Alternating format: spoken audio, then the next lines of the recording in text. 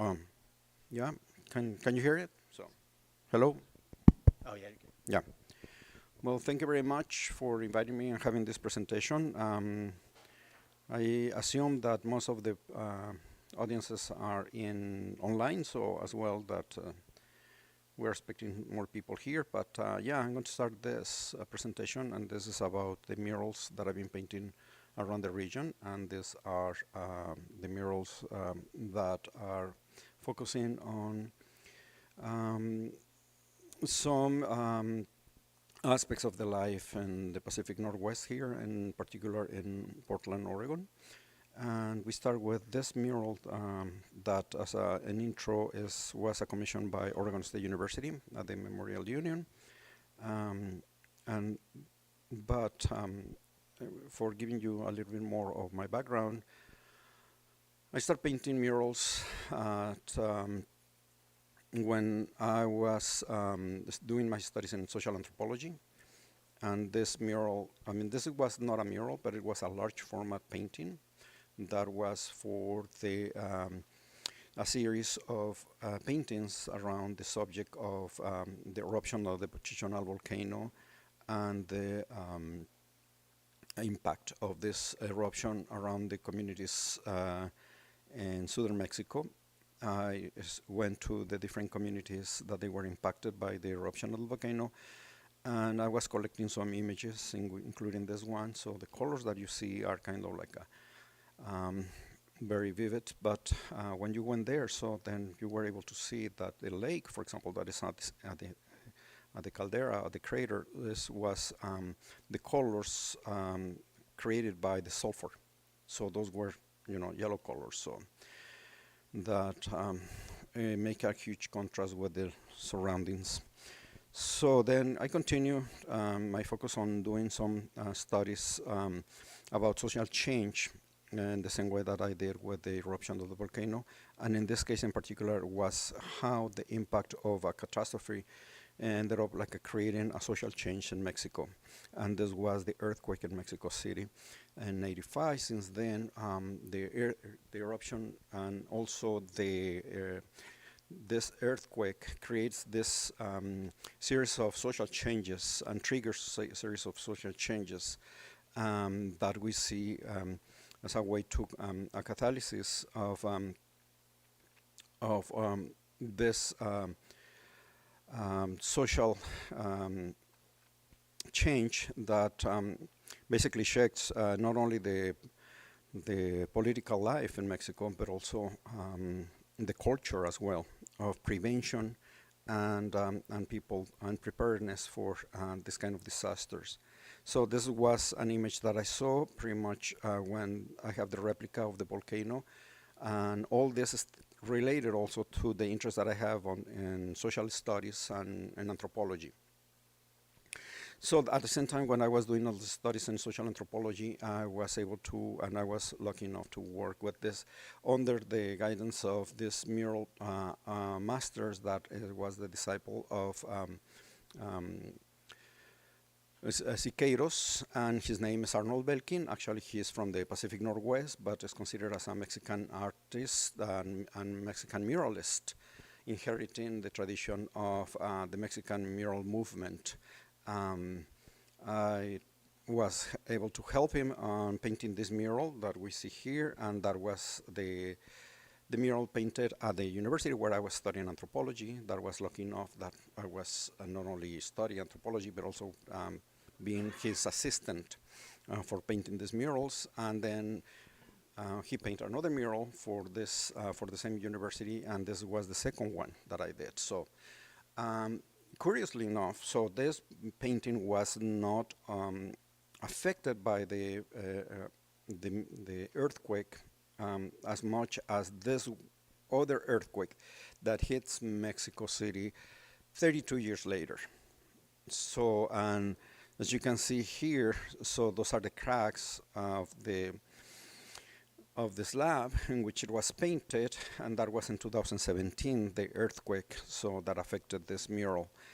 So then I came to the United States and I studied anthropology and at the beginning I was studying interested in continuing my studies in anthropology, but I switched to education and art, and then this studies in education and art led me to have also the interest on murals that I got this commission to paint for Oregon State University for the La Raza Room, in which I portray here, migrants pursuing higher education and also pursuing a better future. So we have the mother cultures of, this continent, Native Americans, the Mesoamerican cultures, and also African components, along with the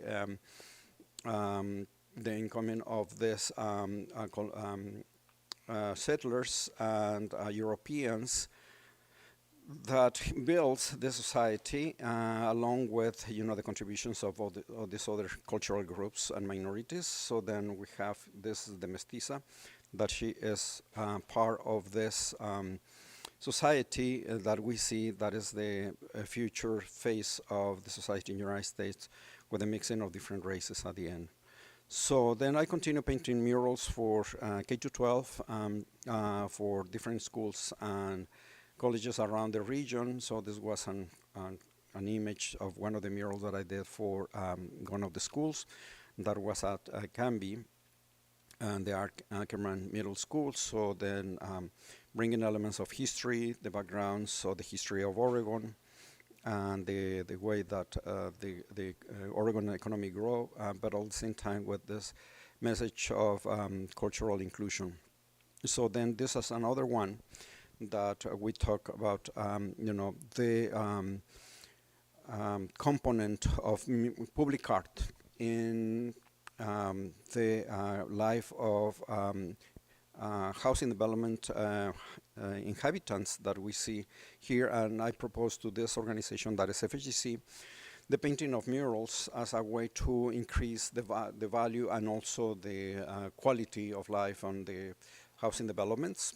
So, and in this case, we have the image of farm workers that out of that generation came out the new generation with this hope of transformation and human development and betterment life conditions.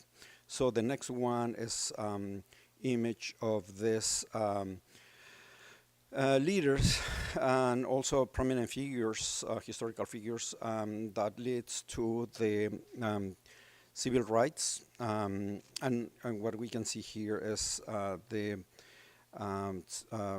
some leaders like Gandhi, like Chief Joseph, Cesar Chavez, Rigoberta Menchú, Susan B. Anthony, Nelson Mandela, Martin Luther King, and then representing this, the U.S. society here that in their progress, they warrant all these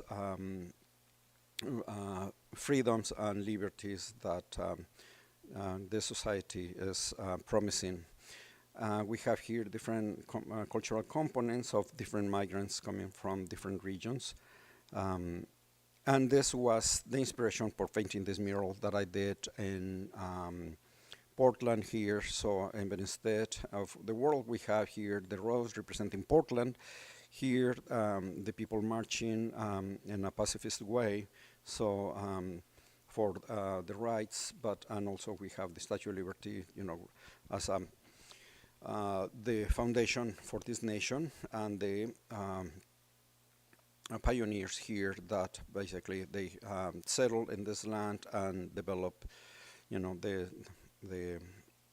society that we have, we know now. So this was in 2007. So then I talking in terms of the the social issues and concerns and cultural concerns that we have. Here's a mural that I paint for Beaverton School. That is the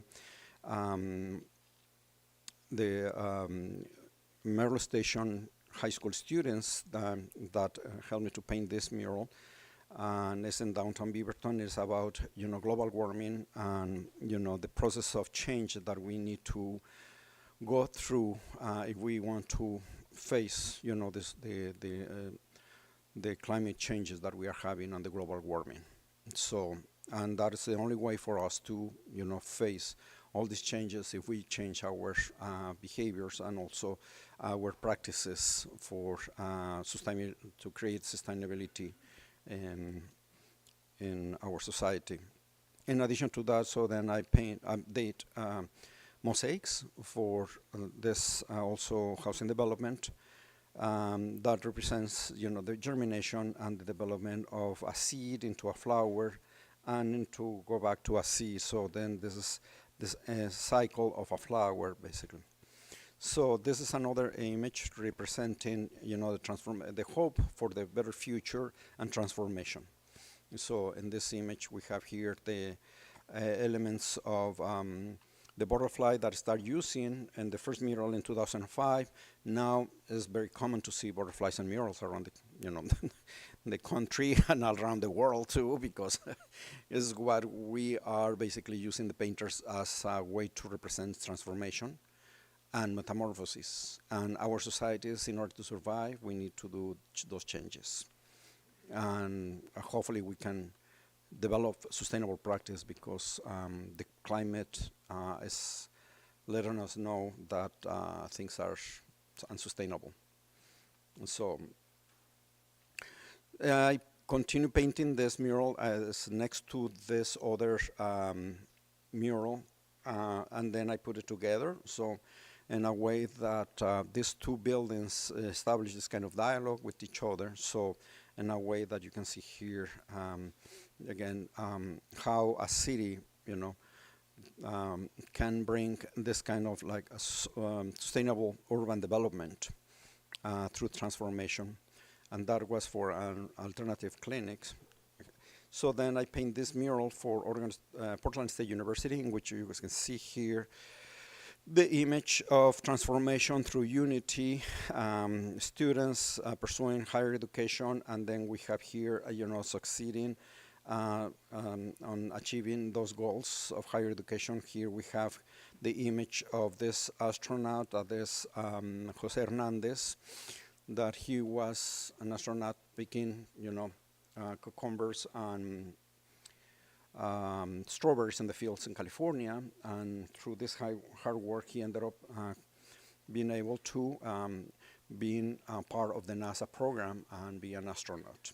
So in other words, the message here is the sky is the limit if you pursue education, and then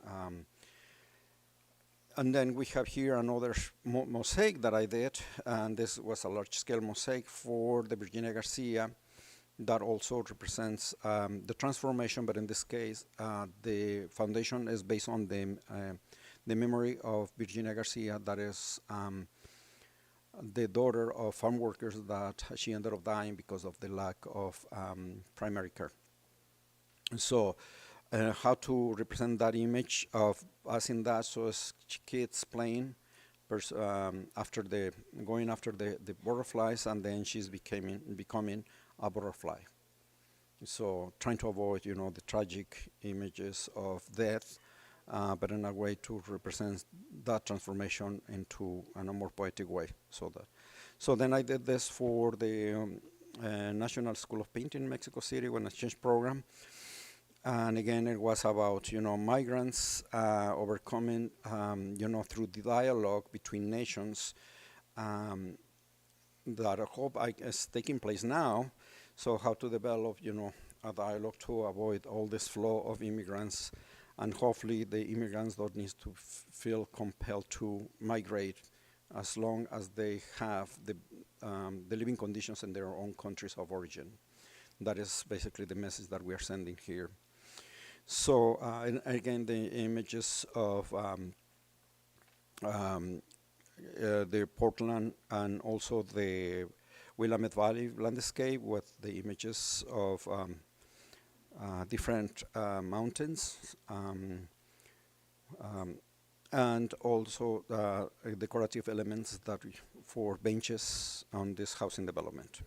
So we can have here again, so also other elements such as the tree of learning for this elementary school in Portland.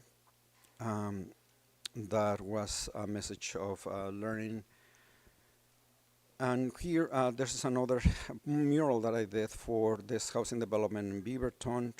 So I went to work with also these religious images that I was commissioned to work for the grotto. That was basically done on mosaics, following, the traditional techniques on mosaics. And this was part of a series of virgins from around the world. So there's the Virgin of Poland, there's the Virgin of Shostokova, the Virgin of Vietnam, the Virgin of Philippines, and the Virgin of Lithuania, and the Virgin of Mexico, that was the Virgin of Guadalupe. So this is another commission for the St. Mary's Chapel at Berkeley, California. As you can see at the end of this corridor, you see this enclosure where the image of the Virgin of Guadalupe. So I have this other image here of this mural that I paint for Beaverton, and I have here the video. My name is Hector Hernandez, working in mural painting.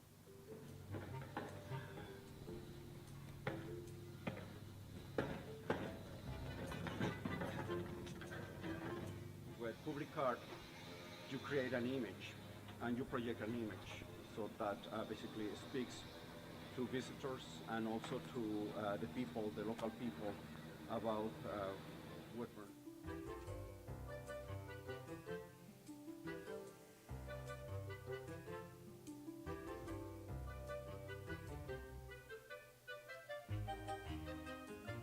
I'm able to bring all these ideas and voices together and through this composition and create a pictorial narrative. Through that pictorial narrative, I hope to establish this kind of dialogue between different groups. The motivation of painting murals is because I can bring a voice of different actors or different participants of the community into this form of art, so that can express not only their ideas, but also, in a way, an identity of the community itself.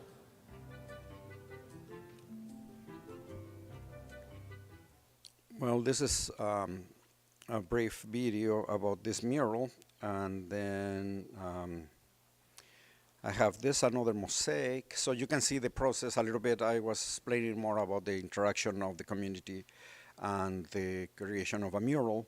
Here we will see other aspects, and also we will see other videos like short videos or reels, focusing on different aspects of the mural process.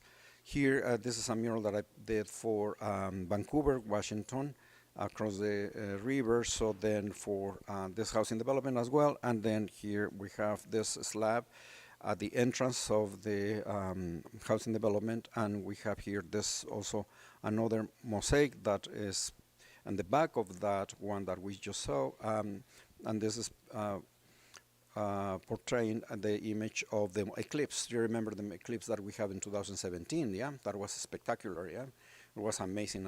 I love that, so it was still haunting me. And this explains a little bit of the process of making a mosaic.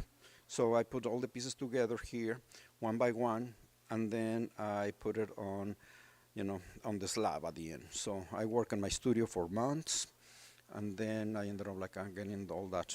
So as you can see here, so you can have an idea about the mural and on the table. And then let me see if I can go here. So then I will, let me see. Go with this one. Let me see if I can go with this one.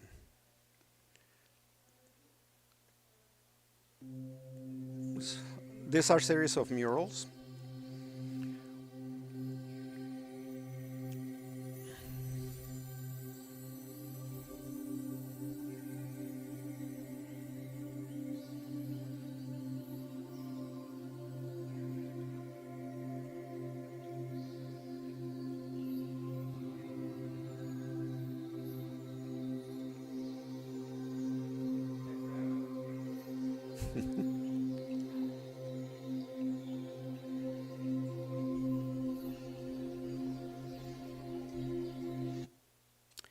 Yeah, that is a brief video done by Victor Hugo Garza that put together this very beautiful mural, and basically describing other works as well. So, and yeah, so then I continue painting murals related to education and advancement of communities, and this is another one, and that is basically reflecting, this tree that creates this kind of arch, and then it's about achievement and success. So this mural that is here that I paint for Winco, that is here in Lake Oswego. There was a restoration of the mural. This section was the restoration, so I basically just add the colors that was fainted, so and restored that area. But in this area was something that I added to following and respecting, the tradition of, the style that was pretty much the WPA style, that it was kind of work, but also I add the elements of my own approach. Then I start during the pandemic. I start painting this mural because I was commissioned. I didn't have commissions for working in large scale. So since then, I was approached by a a resident of North Portland, a house owner. So and she wants to have this mural, and that was the only commission that I have. So then I decided, and then she asked me for an image of Frida, and I said okay. Well, I'm going to bring my own approach. So then it was that result of coming. So in that aspect, so then later on, when the pandemic was over, so then I was able to make this mural for the Portland Art Museum for the exhibition of Diego Rivera, Frida Kahlo, and the Mexican modernism. And I proposed to paint the mural live, so the people can see the process of a mural, along with the other pieces coming from Mexico. And that they will see, the end result pieces. So, but also they will get involved in this, didactic way in how a process of a mural is taking place. So I'm going to show you here the image. So how was done here with a time lapse.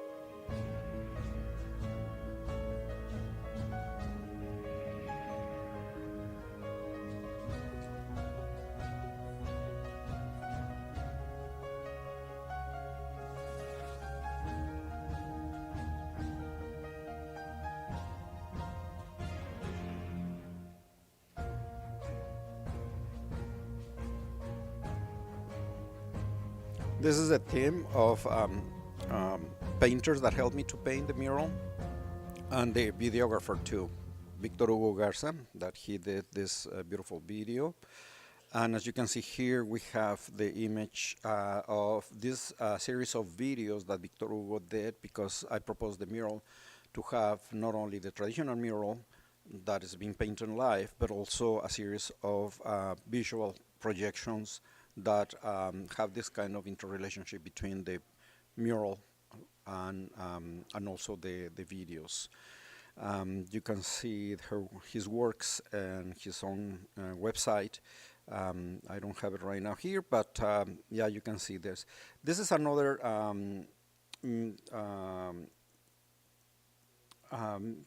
what to say,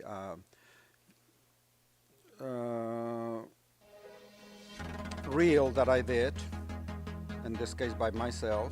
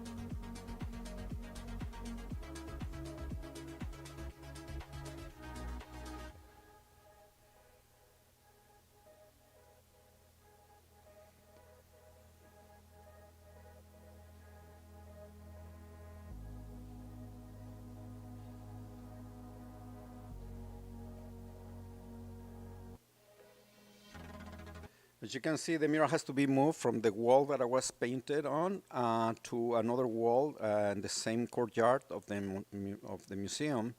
So it was that possibility that I offered to the museum so that the mural can be removable as well. So then I paint this one for this housing development that is paying homage to the essential workers, in this case farm workers. And then in the same complex, I did also other two murals, essential workers on retail, construction, and the welcome to the housing development here at this corner. So then I think, let me see if I can have the opportunity to show you a reel too here. Then of this housing development here. Okay.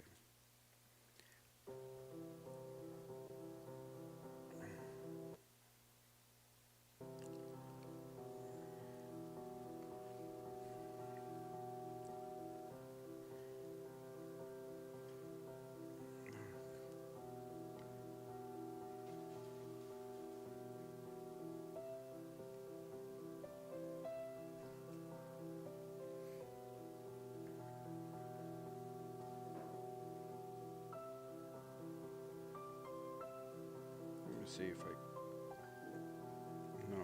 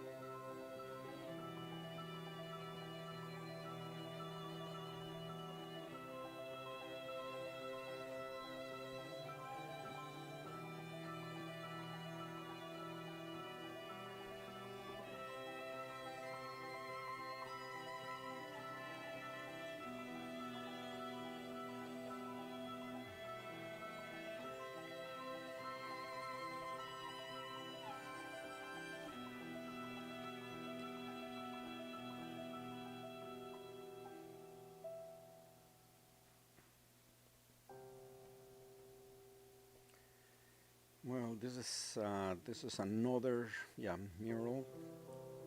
Let me see this. Let's go back to this. And yeah, and then I was commissioned to do this mural mosaic for the Western Oregon University Welcome Center. As you can see, they asked me to create a series of murals that will have this kind of like a warm welcome in this, austere, severe building that was used for other purposes at Western Oregon University. And then I decided to do this, so adding to the stairwells here sections. And so sometimes this mural is being used for, students. So when after they graduate, so they come here and take the photos using the. So I have the photo. I didn't include in this PowerPoint presentation, but I have the mural, the photos of the students. And actually, before I finished to install, they were taking already photos of students. So it was interesting to see, the reaction that we were having. So. I have this, so let me see. And then there was also a painted mural, so then I did a series of painted murals and mosaics. So then let me go to see the reel that I did for that too. I did a reel. So as you can see, my abilities as a videographer are not very good, but I mean, it's something that you have to do it by yourself because nobody's going to do it for you. And then let me see if I have it here. So yeah, I have it here.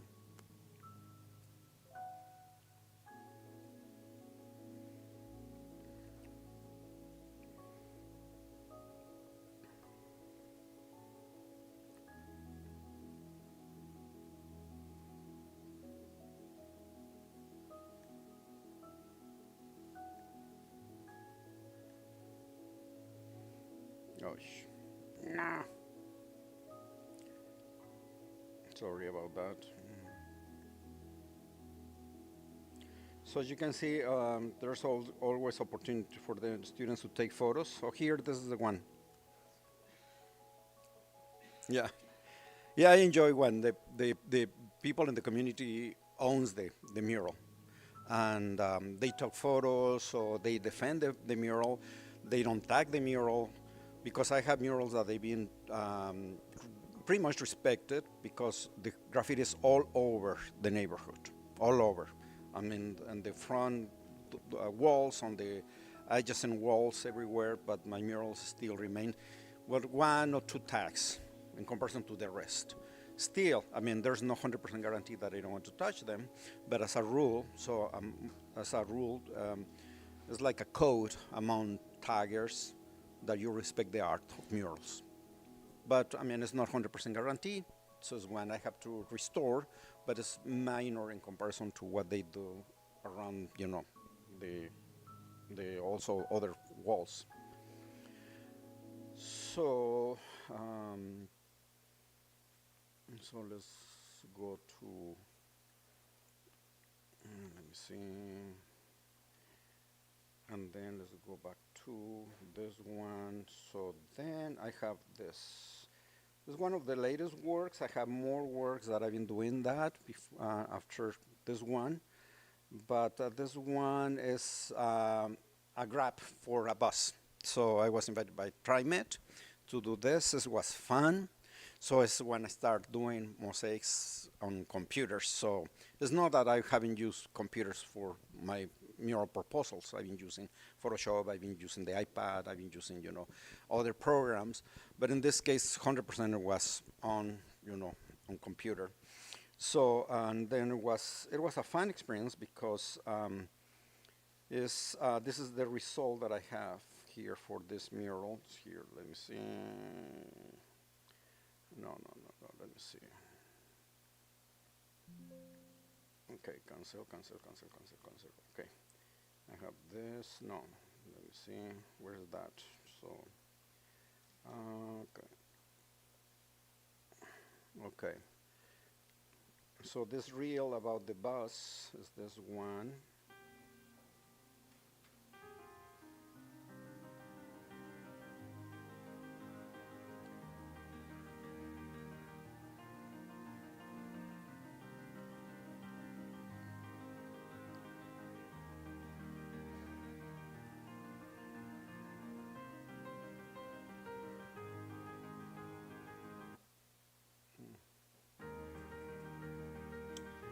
Yeah, I have the Xolotl, that is the dog, that is the guide to the underworld. Here we have the pyramid, and this is about the Hispanic Latino month in celebration of that.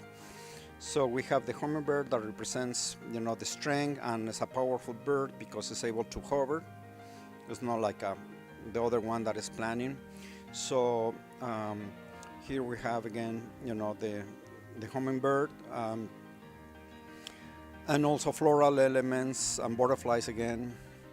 So that is intended that when they open and close the doors of the bus, so that they are kind of flapping, having this kind of flapping. And then the dancers here, the mariachi dancers. Here that is also a representation for celebrating the Hispanic Latino month here in Portland and TriMet. I have that. And yeah, this is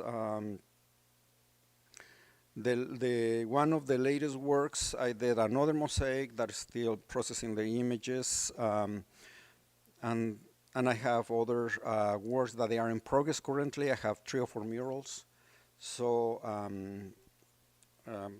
yeah, and I can complain about being busy about that.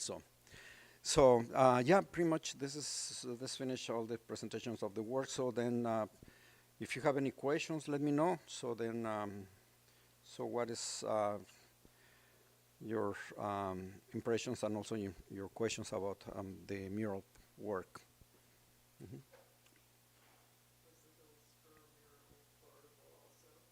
What?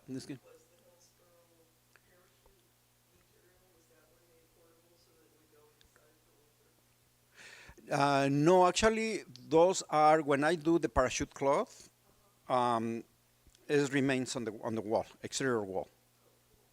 So, for example, in the case of the mural that I paint for this exhibition, De Rivera, so it was removable, and it was super cool because I was able to, for the first time, to have like a large scale, like a 10 by 30. These are the dimensions, to roll it up and then keep it, in whatever way. And then if I have also the possibilities of displaying that in other places, I have that also, that option too. Uh-huh. So Edgar, is it in like 3 pieces that are put together, or is it just one big 30-foot by 10-foot roll? No, there was 4 pieces actually. No, actually, there were how many pieces? No, there were several pieces because, the roll is 5 feet wide. So then if it's 30, I have to have 6 pieces of 10-foot long height. Okay, and then also all those 6 pieces I have to put it together and glue them together. So and in that way I was able to have that. But once you have that large piece, I mean, initially, there was a whole story with the museum. It was amazing. It was super, super nice and positive experience, and they were fantastic. So initially, we were thinking on having this mural cut and displayed in another walls inside the museum, because after I finished this, another mural was intended to be painted in the same wall, so I had to remove it. But initially, the other walls, they were next to it, and there were 2 walls. So I said, okay, well, I can cut it. I put it together, I can cut it. So then I have to think in which way I'm going to cut it. So basically, I was thinking, okay, I'm going to cut it in this way, in such a way that it will not affect the composition, and probably I was thinking on cutting here, okay, around here. So then the people were, they love it, the people. So they like it, and they were so excited, blah, blah, blah. And then with all the comments that we say, so yeah, we're going to cut it, we're going to keep it on display here in the next, next to this one. I say, and everybody say, no. And by popular, demand, basically, we decided to keep together the whole piece. The whole mural. But by then, we have to think in which way we're going to put the whole thing in the wall that was intended. And the only way was to use, the other wall that it was the corner. So we have to fold it. And because it was fabric, We didn't have any problem, folding the mural and occupying those walls. So that's why it ended up like a being in just only one piece at the end. So, but initially it was intended to have two pieces of this mural. So, and that, and thanks to the flexibility of the technique, so we have that. So, but yeah, it was that was the only large-scale format mural that is removable. But there are other ones that you saw. For example, this one is also painted on parachute cloth, in the same cloth, and is there forever, and can last, I don't know, 50 years or whatever. So, for example, I have this mural that I was painting here. Of course, the mosaics last forever, because they are made of ceramic and glass. So, and that is the technique that I've been using for centuries. And basically, I'm trying to follow, all these different techniques, traditional techniques. But for example, when I was painting this mural is painted like 2011, and it's still there. So without any problem. So there's already 13 years. And also, all these murals that I've been painting, this is, for example, in Beaverton, it's still there. And it's my first mural painted on parachute cloth.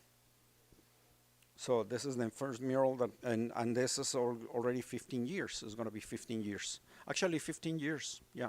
In September, I installed this one in Beaverton. Yeah, and that is 15 years. So the nice thing about this technique is that encapsulates the wall. And for example, this wall is made out of plaster, it's stucco. And stucco is not very good for this kind of weather, because it's very wet. I mean, it's very, very humid. There's a lot of humidity. But this helps to encapsulate the wall and last longer. So that is a very good alternative for that one.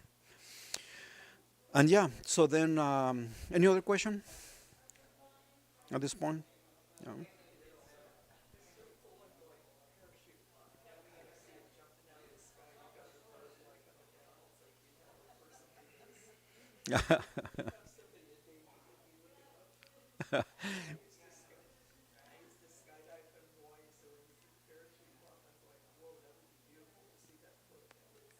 Yeah, well, actually, it's so versatile, this technique with the parachute cloth, that I've been trying to use it in different, for example, well, I mean, the thing of the museum. At the museum, I was thinking on using panels of aluminum panels. But they are so big, the aluminum panels, for the dimensions that I was proposing, that it was so cumbersome. So it was, probably they will not be heavy, as very heavy, but still. So, but this technique, you can do it. And I've been doing, cutouts with the technique and painted, and I've been applying, images sometimes. I painted on that. They just glue them and then I stick them to the wall, for example. I've been doing that. So, for example, there are some parts of the surface, for example, in this one that I did for Beaverton, for Lake Oswego, this mural, that there were some areas that they were not very suitable for painting here, especially in these areas, because they have, texturized bricks that they were like a bumps. No, this is in Boone's Ferry Road by the freeway, by I-5. Yeah. So then they have bumps. So no, those texturized bricks that they are cinder blocks, and then they have these bumps. And then when I was painting, I didn't get the result that I wanted. So I took a piece of parachute cloth, I covered with that, smoothed out the surface, and then I was able to paint that in that way. So, and it's very versatile. So hopefully, we can do something like, butterflies with that thing. So that's a very good idea too. Uh-huh. Are you using external acrylic house paint to make these things? No, not house paint. No, this is formulated for murals. That's why we have these results that I was mentioning here with this mural here that I painted 11 years ago. Actually, the first mural that I painted with this paint, it was for this housing development. and it was in 2005, this one. That was in 2005, and it's still there. Of course, the colors are a little bit fainted, well, not a little bit, but they are fainted, but still you see that they are in good conditions. So the thing is they want me to repaint this because they want to get rid of the siding. So it's not because of the paint, but it's because they want to replace the material itself. And they realized that the mural is going to look better in a flat surface, because this is the other aspect that I've been working with architects. So the sooner I work with the architects and suggest, the conditions of the wall, the better. Because you end up like doing this on sidings, and it's not appropriate. So you need to have a very flat surface like this or like this. So it's still, this is not a flat surface because you see here the breaks here, but it's not that much as if you were having like a siding of a house. So sometimes they ask me, and I told them, so well, you will have like a not very good effects if you have like a very all this siding. Sometimes the owner, so in this case, so this is the garage door, so it's very flat. But I told them, I warned them, so you will have all this textures. And I say, okay, no problem. So we love your work, and then whatever it is, and so we like to see it anyway. So, but yeah, that is also the other aspect about this. And also the installation is more challenging working on this. Because imagine it's like a wallpaper technique that you apply for. And it's like applying this kind of wallpaper, and you have to, go over all this, textures. What if you stick it on crooked though? Then you have to peel it off and stick it back on. Yes, you have to do. Yeah, you have to do it with the spatula, the rubber spatula, and then you have to do it, and then you have to pull, and then you have to control, the seams, and then and match the sections. And working with siding and match the section is a nightmare. So, on the moment of installation. The same happens also with, mosaics. So everything is intended for the moment of installation. So, like for example, in this way, so you think in terms of the moment of installation, this one. So you divide the sections, you cut the sections based on, how you're going to put it on place. Are you starting to enjoy mosaics more than painting? Well, I enjoy both, though, but mosaics is labor intensive, and you have to have a lot of help in doing that, because you are putting piece by piece. As you can see here, we have piece by piece here. So, but both, I enjoy both, yeah.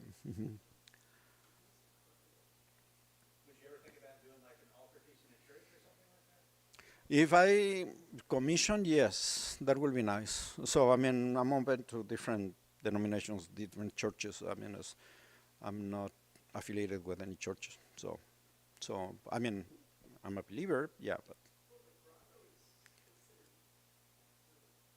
it's Catholic, yeah. Yeah, it's Catholic, and I was familiar with the subject because I study, in Mexico, and I was growing up around that culture, Catholic culture. Yeah, I was not unfamiliar, and I really enjoyed the process because, in addition to that, I've been doing, studies in cultural anthropology, and I was focusing more on what is cultural syncretism. That is basically the mixing of different cultures, creating a new culture. And that is basically what we are having in the world now. So is what we, for example, in this country, translated that process is in, colloquial words, is like the reinvention of one of ourselves, yeah? And when we are inventing ourselves, we take the best of everything, and then we are creating our own set of mind or idea, about what we think that is the best. So, and that is basically the process of culture. But when you have different, nations or different cultures, they go through the same process.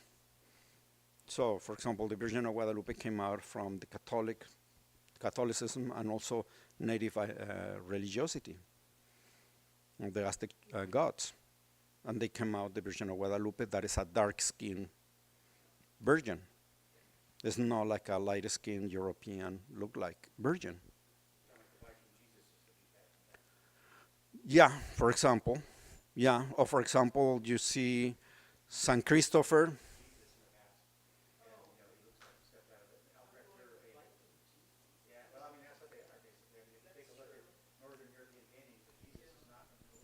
Exactly, and that is basically because the only reference that they have is their own faces, and they have to recreate their own idea of what was Jesus like. So, and that is a process of cultural syncretism based on what they have around. So, and then you see all these representations of Christ that was not like a Middle Eastern man. So, or like the ideas that we have, for example, about Catholicism and the saints. For example, Saint Christopher was Atlas, the holder of the world, you know. And then Saint Christopher became, the one that is carrying baby Jesus with the world. And then this is the patron of the travelers. And so that is cultural syncretism, religion in Europe. So in the Americas, we have similar things happening around the world. It's the same happening all over the world. And that is the way that we evolve culturally. And also we take, borrow elements from other cultures to create our own. Like Christmas, exactly, that, Santa Claus was not around, Belém, or Bethlehem, or or the Christmas trees that were not around, the Middle Eastern, So all this is part of, the cultural dynamics and cultural syncretism. So to build this kind of images of what we think that is, and that is basically what I study in anthropology. That was something that fascinates me. So why we ended up like having all this culture. So, and then me traveling in Europe, for example, going to France, and then the French people were very proud, about the culture. And I said, well, yeah, I mean, but you have a lot of Romance influence, yeah. So why are you so proud, You have an arch, the triumph that is based on Romance arches, yeah. And then when I asked that to the guys, I was, a teenager, was asked those questions to the guys, the tourist guys. I say, why? This is really French, because at the end, the French were Germanic tribes, And then I was, puzzled about that question, because I was coming from Mexico, and we were talking about, ancient culture. We're not talking about Romans and Greeks. We're talking about Olmecs and Aztecs and Mayas, and that's why Mexico is Mexico. So, and then when we say, oh yeah, it's very Mexican, yes, one of the things that we were thinking probably, is pyramids, or, other constructions, from pre-Columbian times. And that's why when I went to Europe, I was thinking, this is not Europe. It's a little bit far from, Rome or Greece, But that was my initial, questioning about, cultural dynamics. And then in the way, and that is some natural process that is happening in all societies. And that is fascinating. I mean, for me, it's really, really fascinating to see how people ended up creating, their own culture, putting pieces together and make meaningful things and relevant things about all this different borrowing of different cultures. So that's why, and that's why I ended up like also working in murals, because that's the way that I'm taking all these different images I'm taking borrow all these different, so like for example the butterflies, so they're representing, change, metamorphosis, transformation, and that is part of the interest that I have, working on murals, not as a, as a decoration, you know, but something that I'm putting together different meanings, different images that mean something to create a narrative. And that narrative, for example, in the case of Frida Kahlo here, is the narrative of the mestiza, the blood mixed person.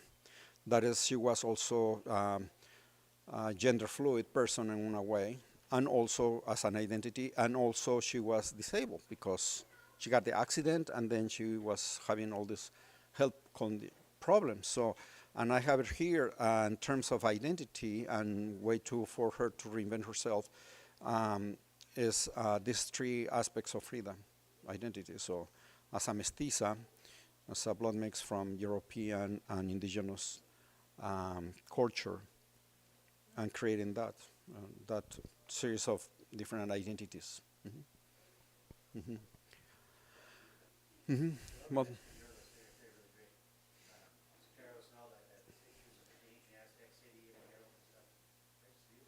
mm-hmm. Oh, thank you very much. Mm-hmm. Mm-hmm. Well, thank you very much for inviting me, and I hope you enjoyed. And